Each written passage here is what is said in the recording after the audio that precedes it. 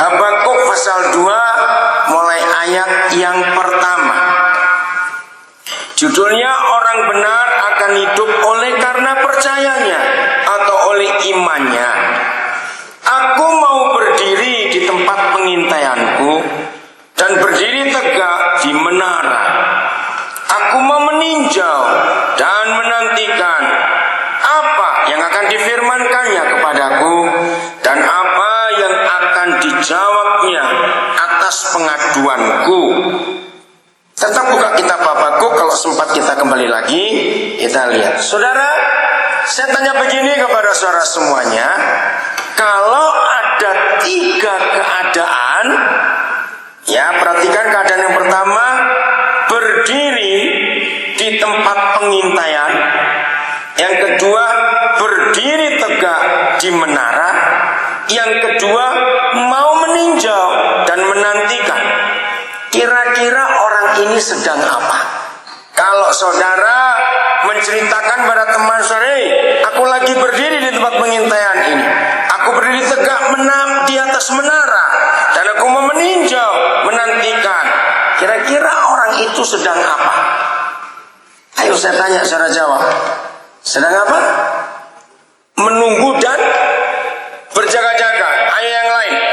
Apalagi ini anak-anak muda semua. Saya kalau mengajar nggak cuma satu arah, saya ingin interaktif, saya ingin 2 arah dengan saudara. Kira-kira orang ini sedang apa? Berdiri, mengintai, berdiri di menara, mau meninjau dan menantikan. Sedang apa? Ada yang sudah jawab tadi, berjaga-jaga. Betul, apalagi yang lain? Ayo.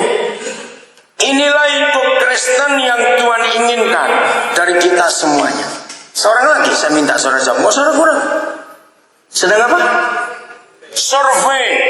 Hampir betul. Saya tunggu satu keadaan yang tepat. Ayo, berdiri di tempat pengintaian, berdiri tegak di menara, mau meninjau dan menantikan. Kira-kira sedang apa? Ayo yang lain jawab. Sedang apa? Nggak dengar? Perang. Ya. Yang betul adalah sedang ada bahaya atau ada musuh. Kalau tidak ada bahaya atau tidak ada musuh, betul mau perang.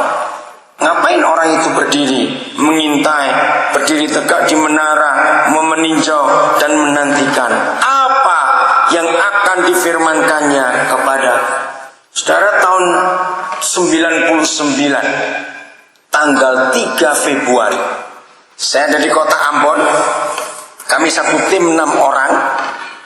Kalau saudara masih ingat, 19 Januari 99 itu kerusuhan hari pertama meledak di Ambon. Kami terjebak dengan kerusuhan itu, sangat mengerikan. Api di mana-mana, orang teriak, sudah ngeri sekali keadaannya. Saya ada di satu kampung dalam kota Ambon namanya Air Salobar. Itu kali pertama saya melihat dalam 2 minggu berturut-turut gereja kosong. Karena mereka saling mengancam, baik pihak Kristen, pihak Islam saling mengancam. Jadi masjid pun tidak ada orang sembahyang, gereja pun tidak ada orang masuk. Karena saling mengancam, ngeri sekali. Dan itu pertama kali saya melihat, mereka nggak tahu lagi Katoliknya mana, Pantekostanya mana, Protestannya mana, Advent mana, nggak ketemu. Pokoknya di mana ada orang Kristen kumpul berdoa. Nah, minggu yang pertama saya sempat khotbah, diminta oleh mereka, tapi bukan di Air Salobar, saya khotbah di Batu Gantung. Saya ngomong kepada mereka, kenapa ini orang-orang Kristen bersatu tunggu rusuh dulu? Coba tiap hari kita kumpul begini tanpa kita lihat dari gereja mana. Gak ada namanya, balik lagi mereka. Saudara, lalu minggu berikutnya, tanggal 4-nya kami harus kembali ke Nabire. Nah, tanggal 3 kami ada kebaktian di satu keluarga, itu pun gabungan dari semua gereja. Sudah nggak tanya lagi, kamu dari mana? Nggak ada pertanyaan. Semua kita dicekam oleh ketakutan. Dan akhirnya saudara, memang tanggal 29 Maret tahun itu juga kampung Air Salobar dibakar habis. Nggak ada satupun rumah yang sisa. Mereka pada mengungsi. Nah, saudara bayangkan itu tahun 99, berapa banyak tahun yang lalu. Ketika saya masuk ke rumah Bapak Pendeta Paul Tapilatu itu, mata saya terganggu dengan sebuah lukisan yang saya belum pernah melihat lukisan seperti itu. Baru kali itu. Begitu saya masuk ke pintu, lewat pintu saya berdiri. Saya nggak bergerak, saya memperhatikan lukisan itu. Pak Tapilatu tanya, kenapa? Wow, lukisan itu. Oh iya, itu ada teman dari Amerika yang kasih. Saudara, saya belum melihat dekat, tapi dari jauh saya melihat sesuatu yang bicara kuat. Akhirnya saya mendekat ke lukisan itu. Nah, tidak ditulis siapa pelukisnya, cuma ada tulisan Salvation Army dari Gereja Bala Keselamatan. Pelukisnya menggambarkan keadaan laut yang sedang berombak besar dan malam gelap.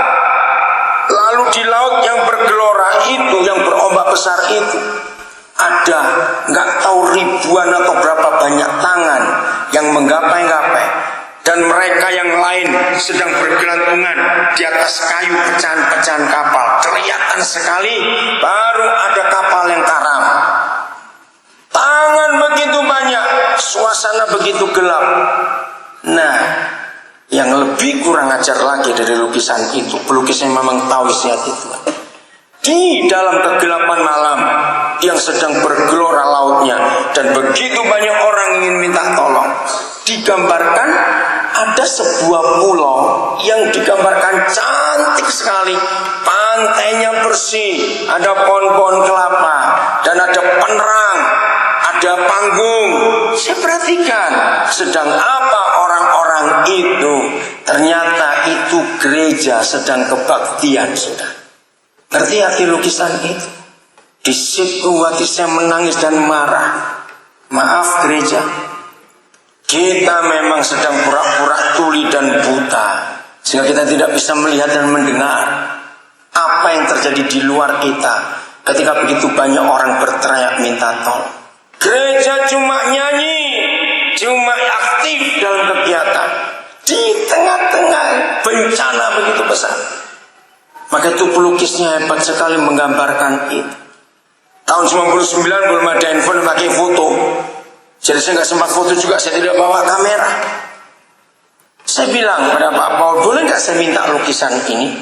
Karena seorang anak kami itu pelukis, sekarang dia ada di Bali. Aduh, jangan cuma satu. Sayang sekali. Saudara, itulah keadaan kita sekarang. Harusnya kita ini lagi berdiri di tempat pengintaian, berdiri tegak di menara. Kita mau meninjau dan menantikan apa yang akan difirmankannya kepada kita dalam masa yang begitu ganas ini. Ketika setan makin hari makin kurang ajar, mengacaukan kehidupan, tapi gerejanya sibuk dengan aktivitasnya sehari-hari.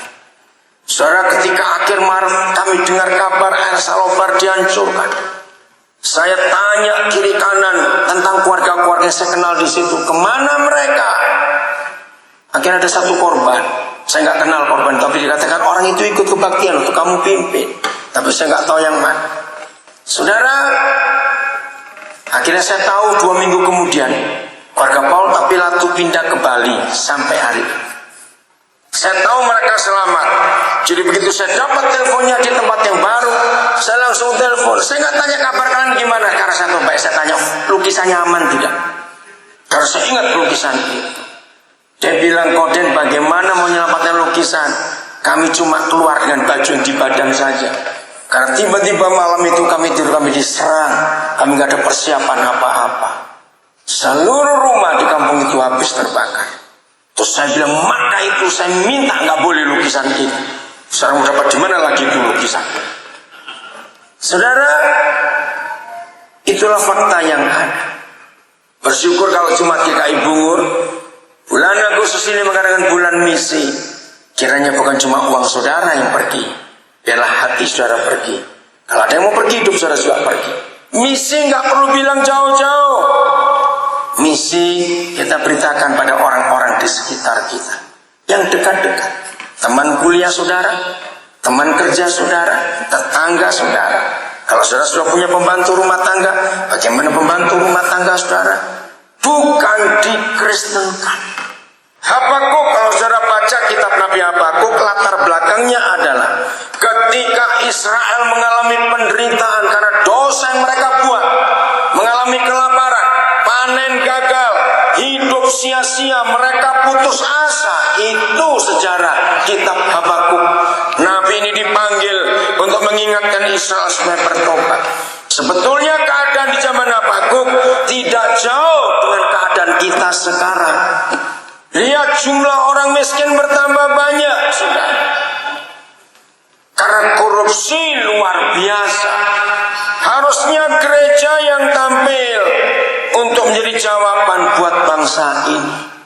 Maka itu hari ini kita datang pada bulan misi ini supaya kita berdiri di tempat pengintaian kita. Kita berdiri tegak di menara untuk meninjau dan menantikan apa firman Tuhan yang akan disampaikan kepada kita. Firman-Nya jelas, pergilah kamu ke seluruh dunia, beritakan Injil itu. Anak-anak Tuhan, saya ingin sampaikan ini kepada saudara. Para majelis, berapa periode pun saudara sudah duduk di majelis, atau baru periode pertama, para mahasiswa sekolah teologi, dengarkan, doktor-doktor teologi, para pendeta, inilah konsep yang saya pakai dalam hidup. Ukuran penilaian kekristenan kita tidak dilihat kita sekolah di mana, berapa tahun kita belajar, berapa tahun pengalaman pelayanan, tidak. Dengarkan, Roh Kudus menunjukkan kepada kita cara kita menilai hidup kita. Ini penting. Kapan terakhir kali saudara kontak dengan orang yang belum percaya Yesus? Bukan mengkristenkan orang itu, cuma kontak saja. Kapan terakhir kali? Awas kalau ada yang jawab, saya ingat betul saya kontak terakhir dengan orang Betawi itu sebelum Monas dibangun. Woi, itu tahun berapa? Misalnya ada yang ngomong begitu. Sehebat-hebatnya seorang majelis, seorang pendeta, seorang penginjil, seorang aktivis Kristen, maka apabila orang itu tidak bisa dinilai dari kapan kontak terakhirnya dengan orang yang belum percaya Yesus. 4 hari yang lalu salah seorang majelis GKI Bungur kontak saya. Majelis itu kontak, apa Bapak perlu dijemput? Pertanyaan, apa Bapak perlu hotel? Tidak. Saya bilang ada rumah anak saya. Saya itu balik lagi, apakah perlu dijemput? Oh enggak, saya bilang. Hobi saya itu naik kendaraan umum. Saya mau naik taksi saja, karena saya ingin jadi berkat. Nah, saya ngomong itu majelisnya baru datang. Saudara kaget, majelis bilang, oh ya, oke. Nah, saudara, kalau saudara tanya kepada saya, kapan saya interaksi terakhir? Jawaban saya, kemarin malam. Saya baru tiba dari Singapura. Saya cari taksi. Saudara, Roh Kudus itu hebat. Tiap kali saya itu melihat orang baru, ya saya nggak tahu saudara mau belajar cari ini boleh, mau atau tidak urusan saudara. Tapi itu cara Roh Kudus ngajar saya. Saya ini kalau melihat seseorang, impresi pertama ada di wajah orang itu, itulah pintu untuk Injil terbuka buat orang itu. Itu selalu saya pakai cara itu, impresi pertama. Nah, kemarin supir ini, saya melihat di wajahnya penuh dendam dan kemarahan. Itu rasa sekali. Nah, akhirnya saya masuk, terus saya lihat dashboardnya. Oh, namanya. Terus saya bilang tolong antar ke situ. Terus saya bilang minta jalan lewat tol Puri yang baru. Anak saya tinggal di Greenfield. Ya udah, Tanjung Duren sana. Oh tahu, dia bilang oke. Saudara, walaupun dia senyum, tapi nampak di wajah kemarahannya. Saya panggil namanya, saya kenalkan, saya pendeta. Ya, saya baru turun dari Singapura, cucu saya dioperasi, gini-gini ngomong. Udah, dia mulai agak cair, langsung saya tepuk pundaknya. Saya panggil namanya. Kalau Bapak tidak membuang kemarahan dan dendam ini, mau sampai kapanpun Bapak berusaha untuk cari rezeki, nggak akan cukup. Saudara, dia kaget. Bapak kok tahu saya dendam dan marah? Saya bilang, Nabi Isa yang ada di kitab sucimu itu memberitahukan saya. Terus saya ngomong lagi, maaf kalau saya salah. Ada sekian orang yang membuat Bapak marah dan dendam. Tapi di antara sekian orang, satu yang membuat saudara Bapak enggak sulit ngampuni adalah ayah Bapak sendiri. Terus saudara, dia tiba-tiba pukul setir itu dengan tangan kanannya. Saya juga jadi kaget. Setelah dia pukul setir itu saudara, dia cengkeram setir itu dengan dua tangannya. Dan saya lihat dari spion, oh dia lagi marah. Di situ saya baru tepuk pundaknya. Saya panggil, Nak. Saya bilang, Nak, Bapak minta maaf. Bapak yang bersalah kepada kamu, bukan kamu yang salah. Maafkan Bapak. Saya tepuk, saya pegang kuat pundak. Saya melihat kemarahannya reda. Saya ngomong berapa kalimat. Tiba-tiba dia suara kencang, tidak berteriak. Seandainya saya ketemu Bapak 9 tahun yang lalu, saya nggak begini. Saya tetap tangan saya di pundaknya untuk menenangkan dia. Saya tanya kenapa 9 tahun yang lalu. Bapak saya meninggal 8 tahun yang lalu. Saya belum pernah minta maaf kepada dia. Maka itu seandainya saya ketemu Bapak 9 tahun yang lalu, saya tetap tangan saya di pundaknya. Saya bilang, nggak ada yang terlambat. Tetap masih ada jalan. Lalu saya ngomong banyak. Maka itu kalau saudara naik taksi, saya pernah punya pengalaman sering Pak. Kalau saudara naik taksi, lalu sopirnya nggak tahu jalan, jangan maki-maki, awas ya dalam nama Yesus. Jangan bilang sopir goblok, gitu cukup nasi, awas ngomong begitu ya. Saya kalau naik taksi, sopirnya nggak tahu jalan, saya malah seneng supaya tambah lama dengan dia di dalam taksi itu. Maka itu saya katakan orang musuh Injil itu bukan setan, tapi orang pelit. Catat itu baik-baik. Orang pelit itu musuh Injil sudah. Maka itu berapa banyak sopir taksi itu heran. Mereka selalu berkata kalau nggak tahu jalan, saya nggak tahu, dia itu pura-pura nggak tahu atau betul nggak tahu, saya nggak mau pusing. Jadi kalau nggak tahu ya udah coba tanya, saya nggak marah. Kalau terlambat ya udah saya bilang pada yang tempat sana saya terlambat. Nah, berapa kali mereka itu kagum, aduh kalau semua penumpang kayak Bapak itu kami enak ya. Nah mereka tahu saya melintas, saya ngomong. Maka itu saudara sampai hari ini, mungkin saya satu-satunya pendeta di Indonesia yang tidak pernah ingin beli mobil pribadi. Saya nggak mau. Mobil saya banyak di jalan sana itu ribuan. Saya naik angkot, naik taksi, itu kesukaan saya. Saya ingin bagi berkat buat mereka. Gitu nanti kalau di surga ingatkan saya ya. Saya kenalkan banyak sopir taksi nanti. Kalau saya lupa ingatkan di surga, serius. Kalau saudara buka handphone saya, kontak paling banyak itu sopir-sopir. Tanggal 29 Juli yang lalu, habis dalam satu acara. Nah itu saya tidak bicara di kalangan Kristen. Saudara, PT Batik Keris.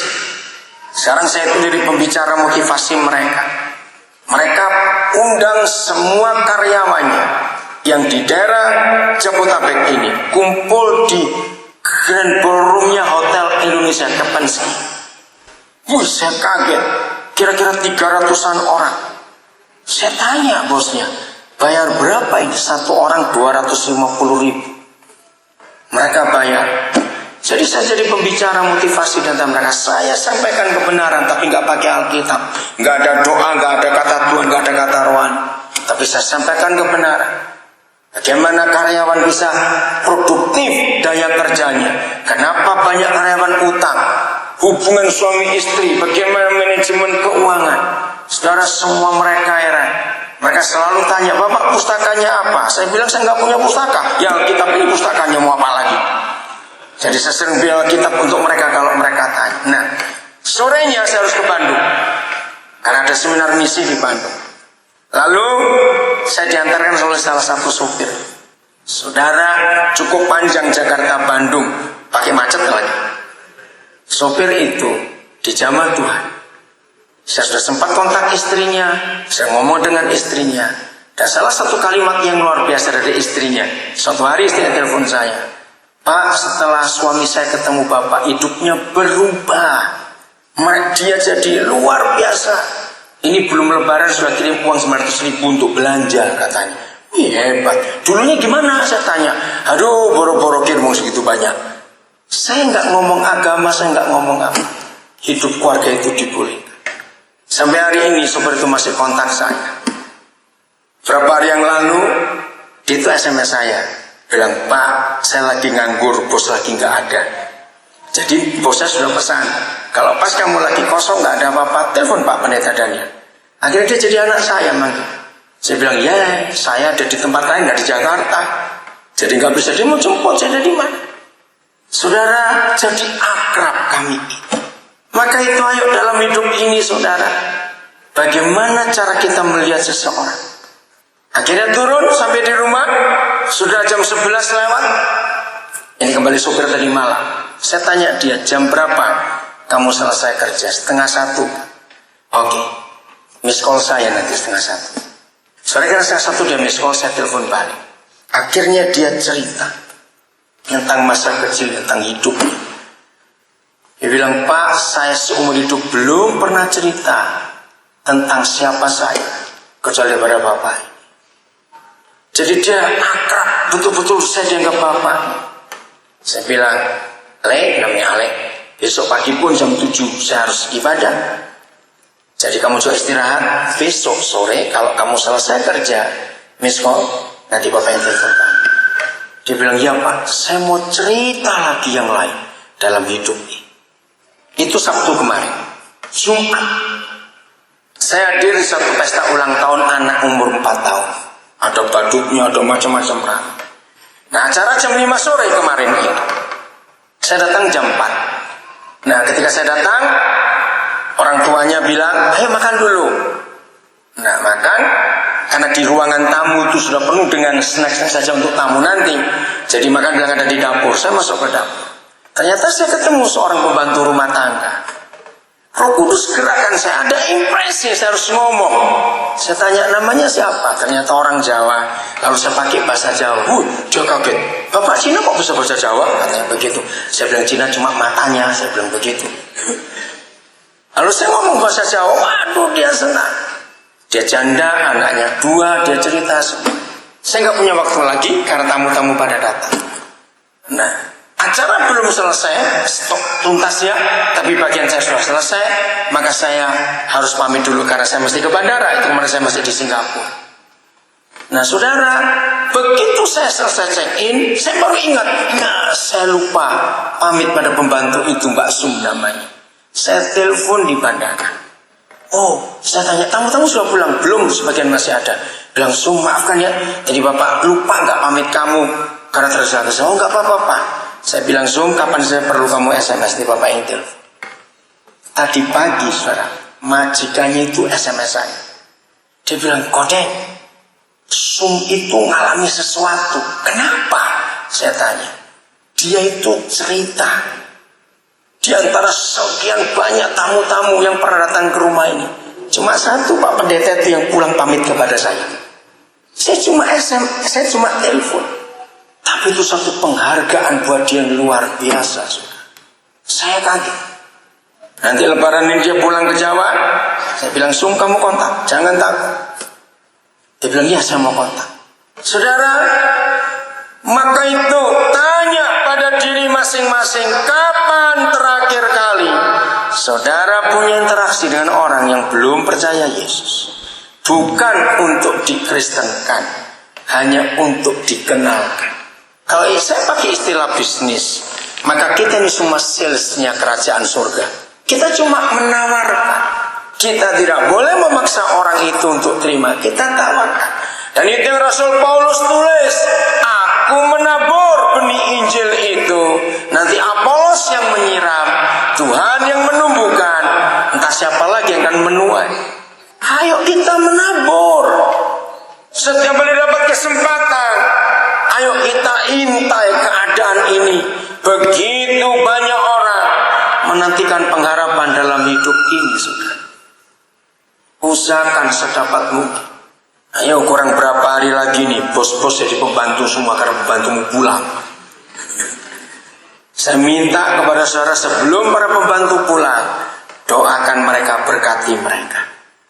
Ajar anak-anak saudara yang pembantu punya anak-anak seusia anak saudara, atau cucu saudara, atau cucunya pembantu.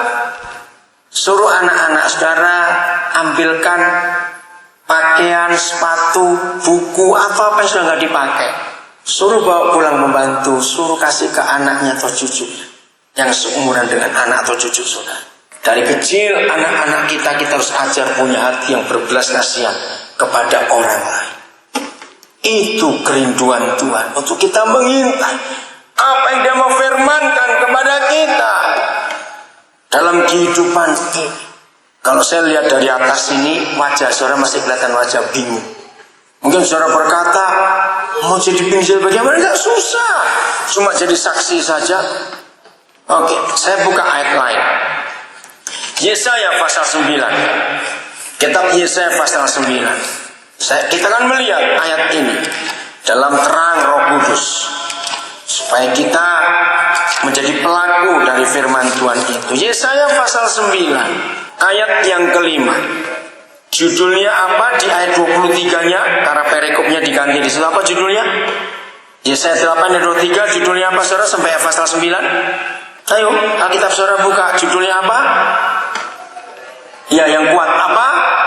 Kelahiran Raja Damai. Siapa itu? Yesus. Ada apa dengan Dia? Ayat 5 pasal 9. Sebab seorang anak telah lahir untuk kita, seorang putra telah diberikan untuk kita. Lambang pemerintahan ada di atas bahunya. Nah, ini yang luar biasa. Dan namanya disebutkan orang. Yesus punya 4 nama selain nama Yesua Hambasya atau penyelamat itu.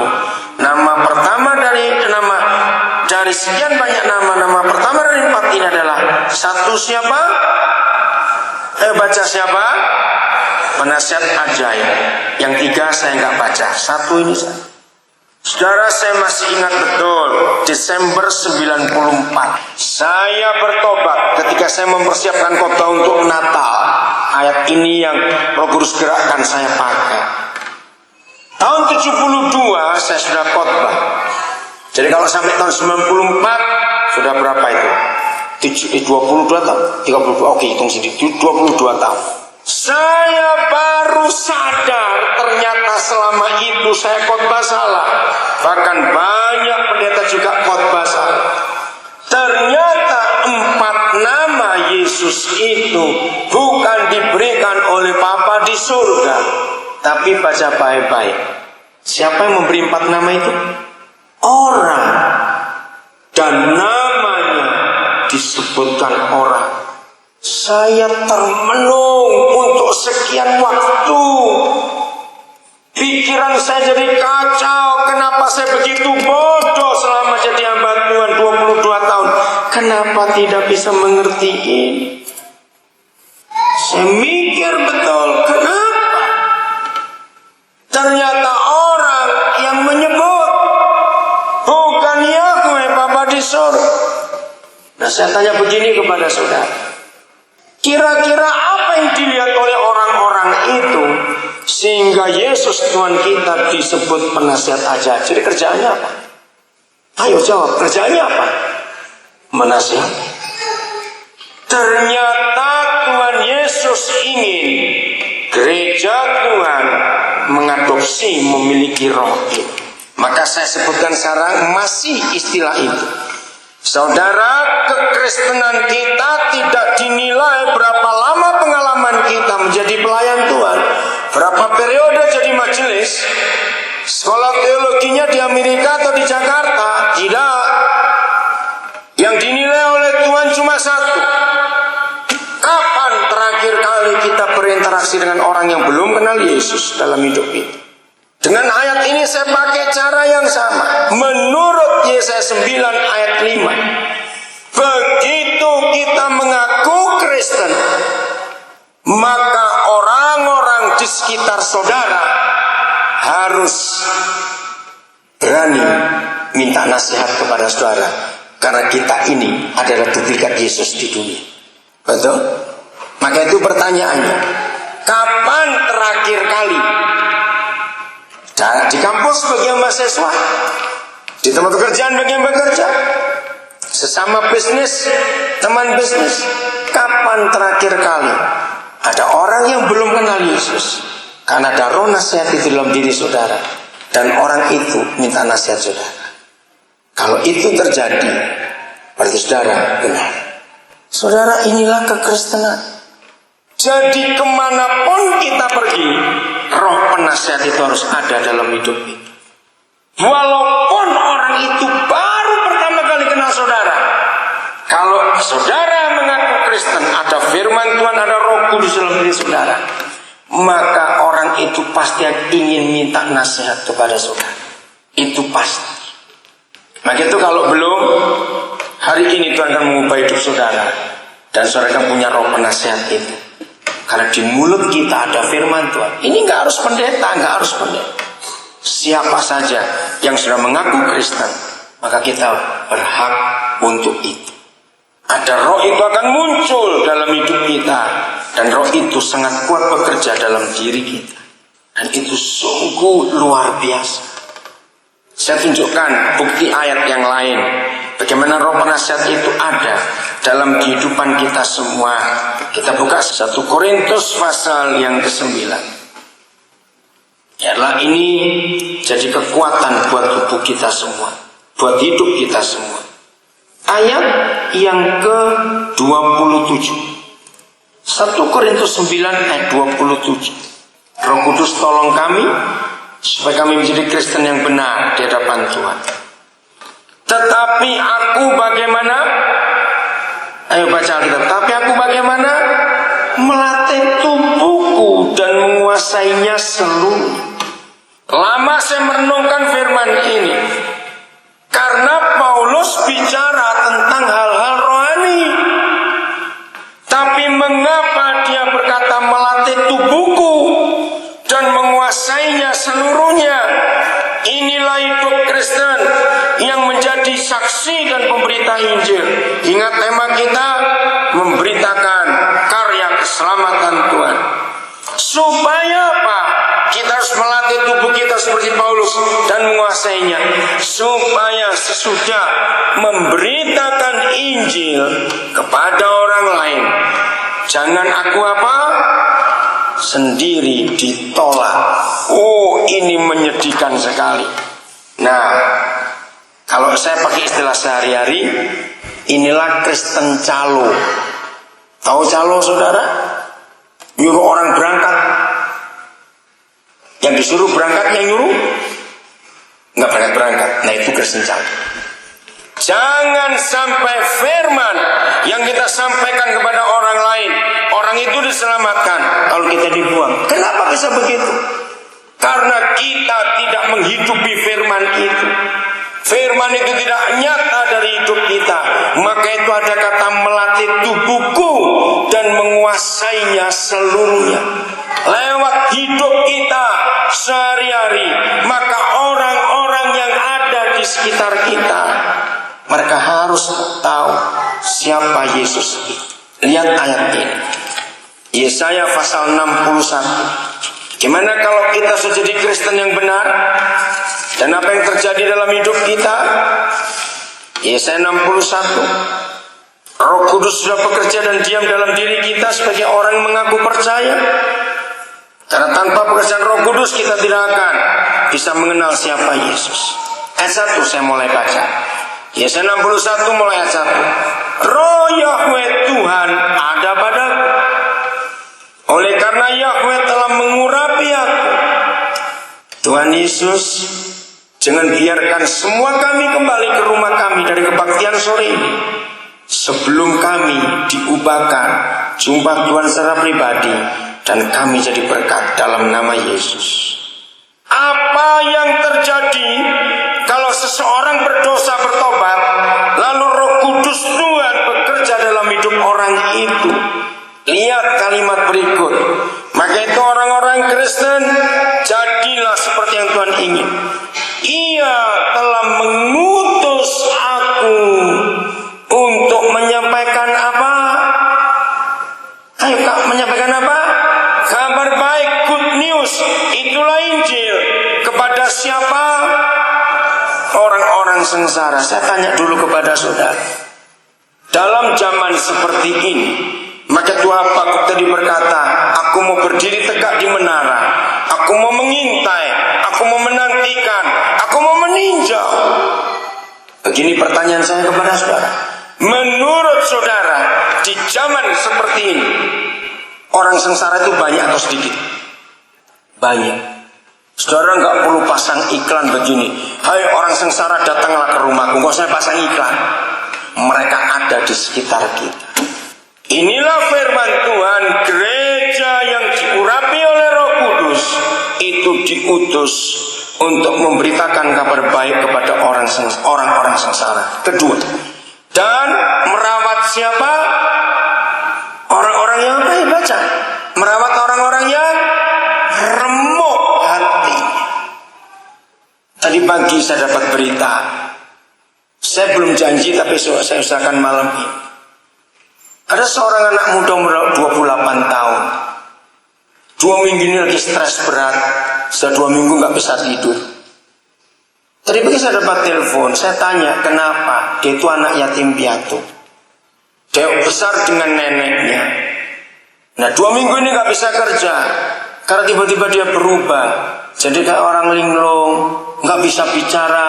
Gak mau makan. Susah sekali. Ada di mana sekarang anak itu? Tempat kosnya. Siapa nemani dia? Sepupunya. Saudara, saya belum kenal orang itu. Ada banyak orang yang remuk hatinya. Yang perlu kita rawat orang-orang itu. Orang-orang sengsara, berikan harapan.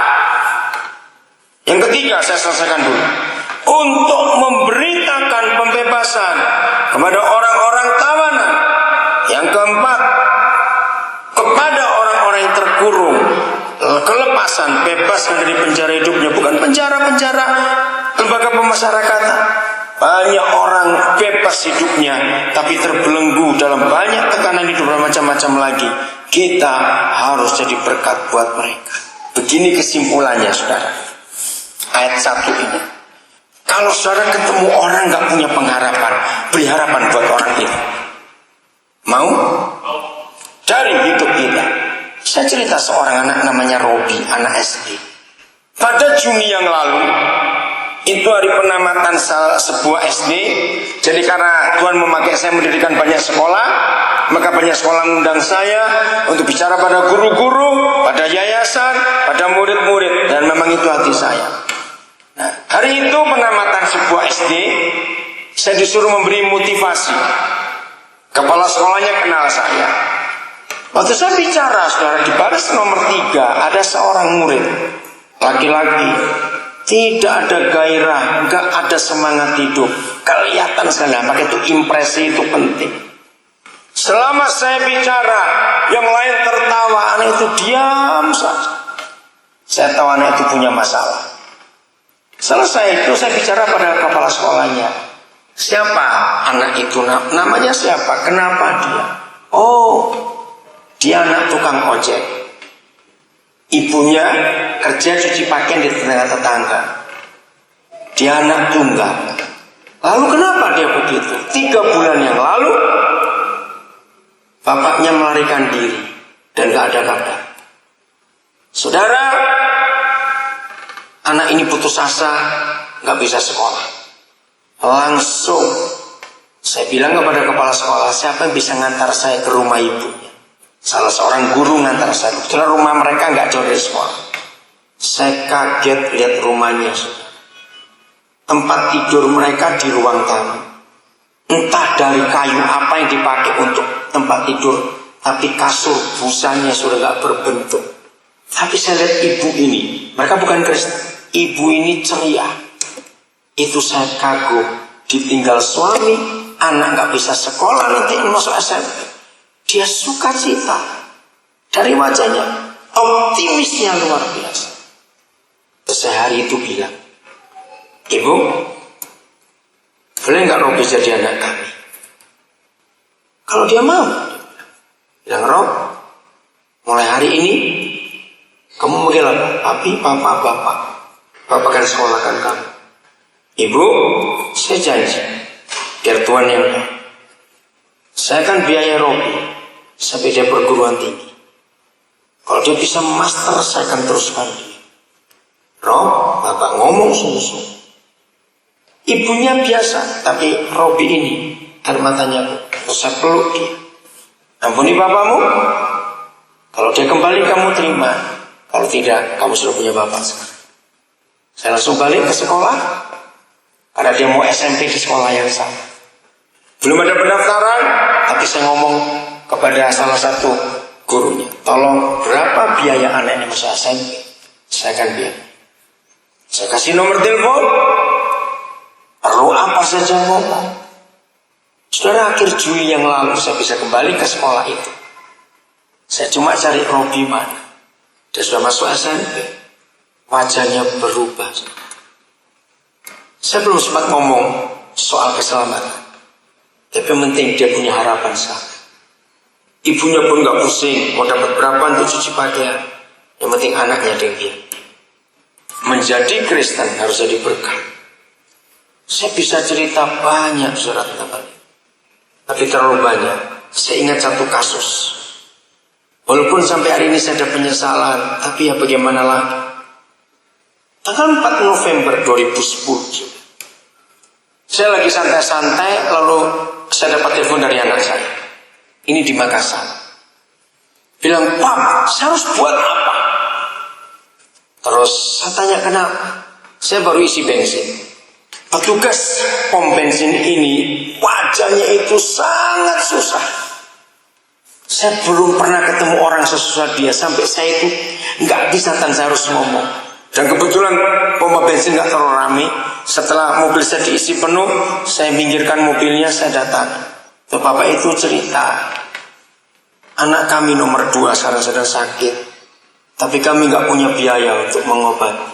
Belum selesai itu, anak saya dapat cerita begini, kami itu punya 3 anak, laki 3. Anak kami yang bungsu meninggal karena leukemia September 2009.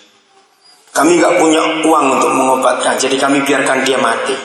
Anak nomor pertama kami meninggal awal 2010 karena AIDS, karena dia narkoba. Jadi tinggal 1 anaknya, bukan saudara, nomor 2. Itu buat anak saya ini nggak tahu. Saya bilang cepat bawa ke dokter. Dokter mana? Nggak tahu bapak, kamu orang Makassar, kamu yang tahu. Akhirnya ketemu dokter Jaya Kunli namanya. Saya bilang, pokoknya nanti kalau sampai ke dokter sudah didiagnosa, kamu telepon papa akan ngomong pada dokter itu. 2 jam saya tunggu, 2 jam lewat baru ada telepon. Saya bicara, dok, saya pendeta Daniel. Saya ceritakan saya nggak kenal keluarga ini. Sakit apa dia, dok? Dokter itu dengan menjawab, Pak, 30 menit terlambat dia out, pakai kata out begitu. Sakit apa, dok? Kita belum tahu, tapi sekedar bapak tahu, levernya bengkak, ginjalnya bermasalah, jantungnya bengkak, paru-parunya rusak. Sekarang anak ini pak, kaki, tangan, perutnya bengkak semua. Oh ya, dok, saya bilang, rawat dia seperti anak dokter sendiri. Semua biaya saya akan tanggung. Dan saya minta dok, jangan diberi obat generik, beri yang terbaik. Dan jangan masukkan rumah sakit yang biasa, cari yang terbaik. Suara tiba-tiba di hati saya diberi sebuah perasaan, kalau saya jadi orang tua, anak tinggal 1, punya 3 sudah mati 2. Bisa bayangkan? Ini keluarga belum Kristen. Selama di rumah sakit, saya ingin bicara tapi nggak pernah bisa. Anak ini nggak punya suara. Tiap sekian waktu istri saya mengingatkan, kamu sudah telepon? Karena istri saya pun punya hati yang luar biasa. Nggak bisa, cuma gitu. Tapi dia senang. Kalau saya telepon dia senang. Saya bilang, saya panggil namanya. Pokoknya kalau kamu sembuh, saya akan ajak kamu keliling. Ayo kamu nikmati hidup itu. Wah, dia senang. Saudara, sampai tanggal 28 Januari dari November, dia sudah pindah ke 4 rumah sakit sudah untuk penanganan. 28 Januari dia meninggal. Jam 2 subuh saya ditelepon. Saudara, saya itu bisa menangis seperti kehilangan anak sendiri. Hari ketiga, ibunya SMS saya, Pak, kami tuh ada acara 3 hari, tapi kami gak punya biaya untuk mereka buat acara itu. Saya kirim. Hari ke-7 mereka buat acara lagi, karena mereka bukan Kristen. Nah, hari ke-40 mereka, saya kirim uang itu. Saya bisa bayangkan bagaimana orang.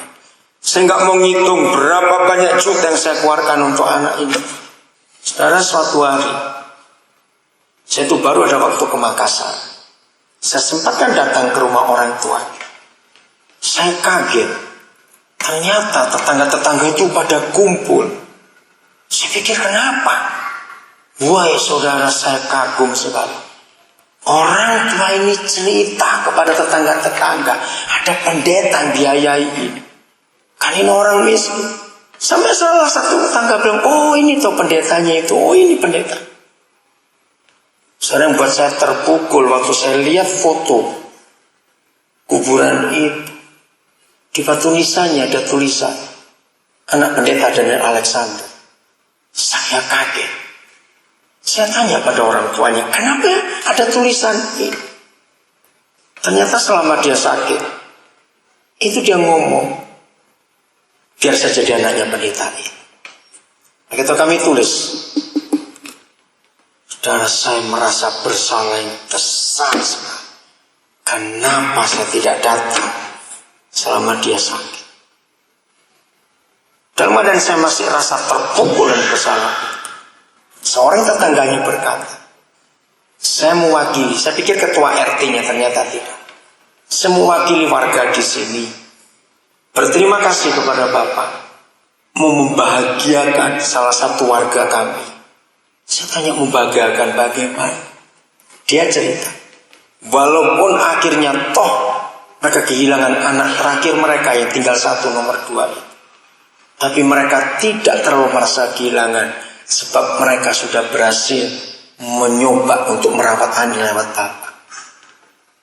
Wih, kata-kata itu luar biasa. Kalau kita mengaku Kristen, sudah diurapi oleh Roh Kudus. Tugas kita bukan cuma nyanyi, khotbah, sembahyang, cuma itu saja. Awas. Tugas kita cari orang-orang sengsara, cari orang-orang remuk hati, beri harapan buat mereka semua. Nggak susah, nggak perlu jauh-jauh cari orang seperti itu. Maka itu anak-anak muda, pelajar, mahasiswa, karyawan, wira swasta muda, ayo buka hati saudara. Para pengusaha yang sudah pensiun, ayo kita buka hidup kita. Siapa orang yang bisa kita berkati dalam hidup ini? Di sekitar kita ada jutaan orang lagi. Besok akan berangkat seorang anak yatim piatu umur 8 tahun ke tempat kami ke Nabire. Akhir Juli yang lalu saya dapat telepon dari bagian utara Sulawesi Utara, sebuah pulau. Saya bersyukur banyak orang Tuhan pakai kami untuk menyelamatkan banyak anak-anak. Saya bilang, Koden, ada anak yatim piatu umur 8 tahun. Keluarganya nggak bisa ngurus. Mau ambil tidak? Saya nggak pernah menolak kalau dititipin anak. Berapa banyak pun saya nggak pernah. Oke, ceritakan bagaimana anak itu cerita. Ya, tapi kami nggak bisa ngantar ke Nabire terlalu jauh. Kalau ada orang yang ke Manado, akhirnya saya utus salah seorang tim kami. Sudah tiba 4 hari lalu di Manado. Nah, tadi saya sudah terima SMS. Besok mereka akan berangkat ke Nabire. Nah, yang saya suruh, yang saya utus ini, satu keluarga sudah punya 2 anak laki. 2 hari lalu, saudara, pertama kali ketemu anak itu, dia cerita ke saya. Dia manggil saya papi. Pap, ternyata ketika saya lihat anak ini saya jatuh hati. Saya sudah bilang kepada Ibet, itu istrinya, mau nggak kita adopsi anak ini? Walaupun kita sudah punya 2. Saya bilang, kalau kalian memang tergerak, silakan. Nanti papi yang biayai itu. Saudara, ada begitu banyak orang-orang yang sengsara di sekitar kita. Ayo kita buat sesuatu untuk orang-orang. Amin. Ayo kita buat sesuatu. Yang terakhir saya cerita. Pada awal Juni yang lalu, tim dari Solusi, ya tahu ya Solusi ya, yang di RCTV itu, Datang ke sebuah keluarga di Depok, karena keluarga ini telepon, ternyata bukan Kristen. Janda dengan 3 anak. Begitu tim solusi datang, mereka kaget lihat rumah 4 orang ini sangat tidak layak. Nah, salah satu tim itu tahu pelayanan kami. Dia bisa meyakinkan, kan ini kalau saya kontak Pak Daniel, pasti diterima 4 orang ini.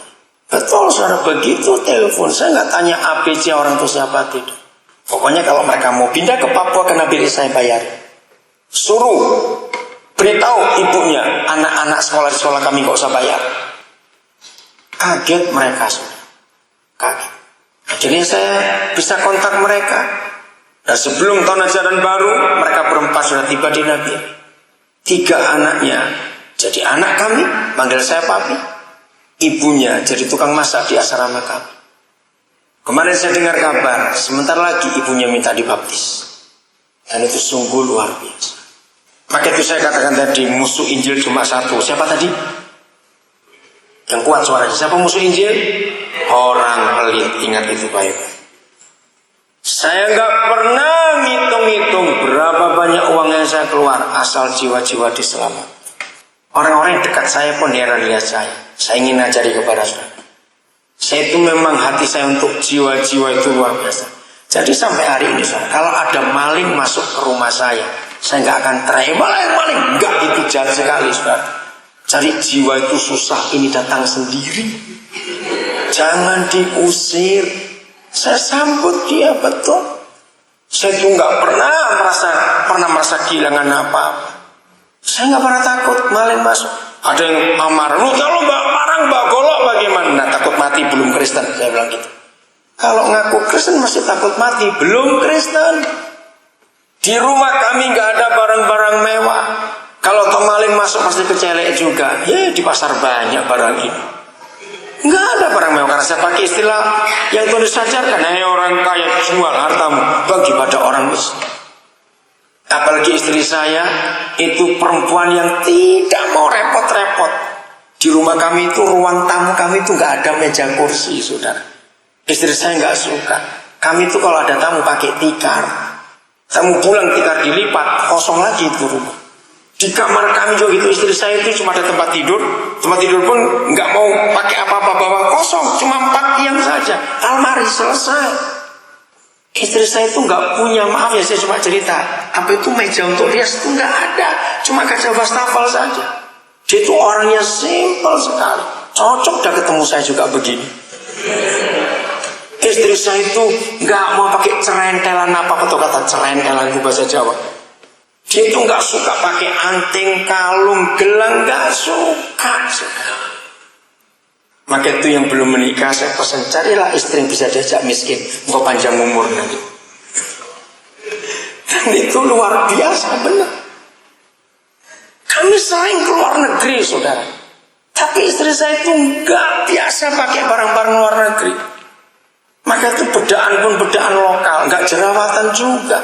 Nah, coba kalau saya punya istri, kalau nggak bedak Itali jerawatan, bangkrut saya. Sederhana sekali, dia orang yang luar biasa. Dan saya bersyukur kepada itu. Bayangkan uang kami habis terus untuk penginjilan. Dia nggak pernah ngomel, dia nggak pernah marah. Maka itu saya bersyukur kalau saya salah kawin, bubar ini semua sudah. Tuhan berikan saya istri yang hebat, sehingga kami 2 terus menyelesaikan pekerjaan. Jadi dia nggak pernah takut. Kalau tiba-tiba pulang saya bawa anak, bawa orang lagi, dia sudah biasa itu. Dia tahu yang bawa saya bawa siapa, nggak pusing. Dan langsung nyambut semuanya, ngatur ini, ngatur itu. Ini hari Kamis yang lalu, ini kan baru Minggu, Kamis. Datang seorang anak lulusan Nusa Kambangan. Nah istri saya pernah ketemu dia waktu masih ditahan dia, bukan istri saya ditahan, anak ibunya. Nggak salah ngomong saya nanti. Jadi waktu itu istri saya ikut itu kira-kira 3 tahun yang lalu. Terus dia tuh melihat ini anak kok wajahnya nggak wajah penjahat.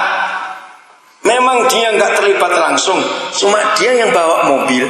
Waktu dia ditangkap itu berumur 19 tahun sudah.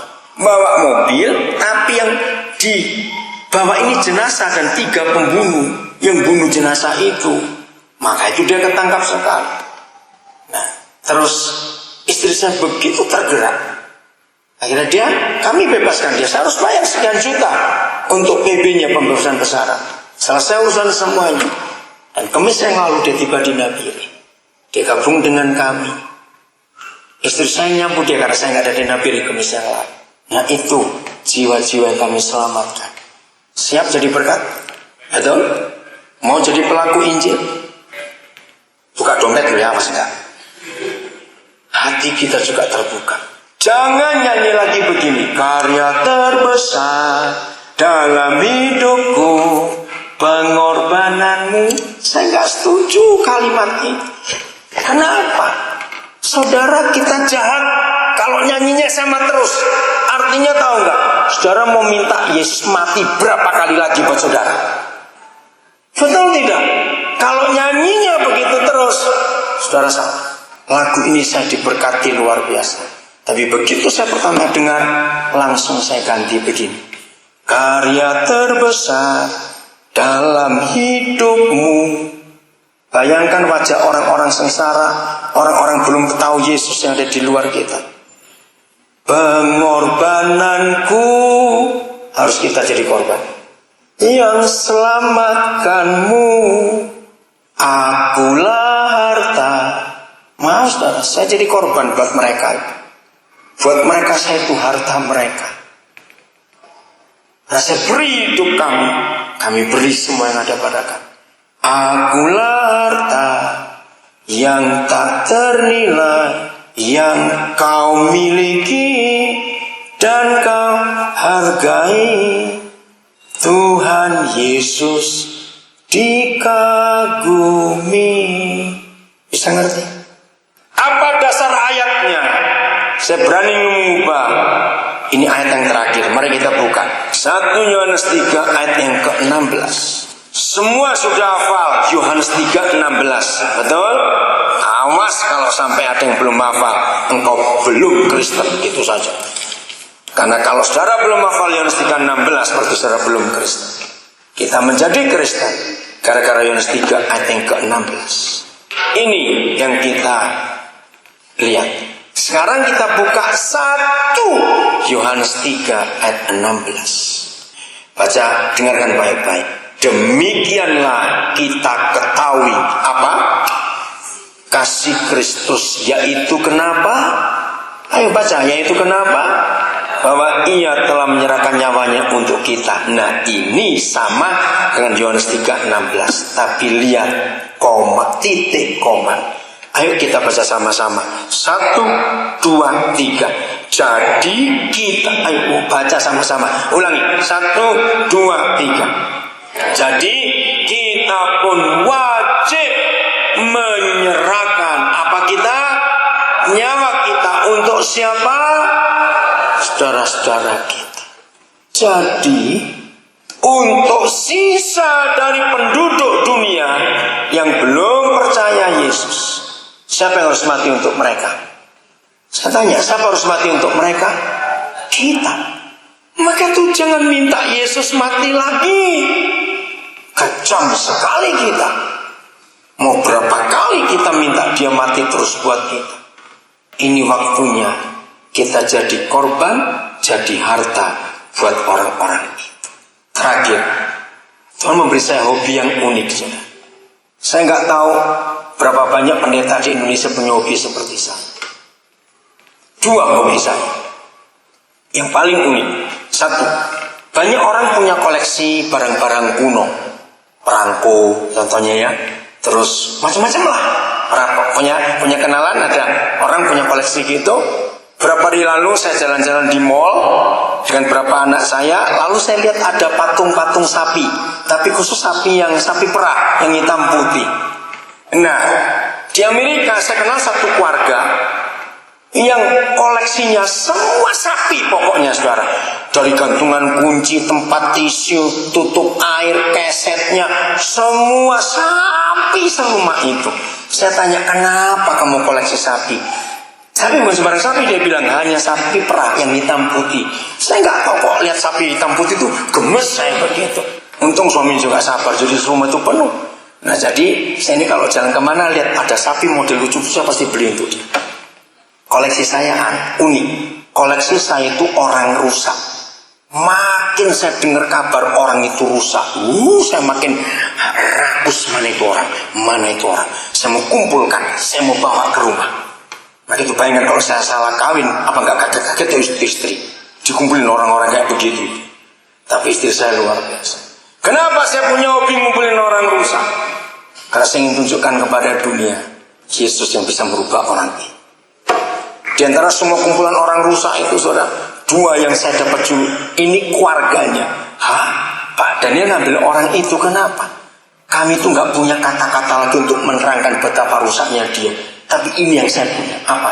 Kalau dia itu tulang, bukan tulang batak, beda, ini tulang betul ya.